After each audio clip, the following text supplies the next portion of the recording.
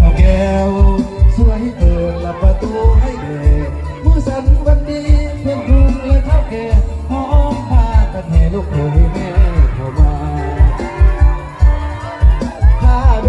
นน้องเพลงนั้นมาพอแต่งน้องจะเสียใจ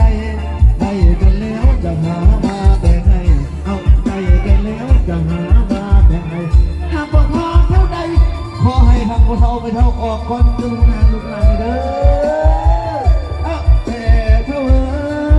ยลูกเคยมาแล้วแม่เท่าแก้ว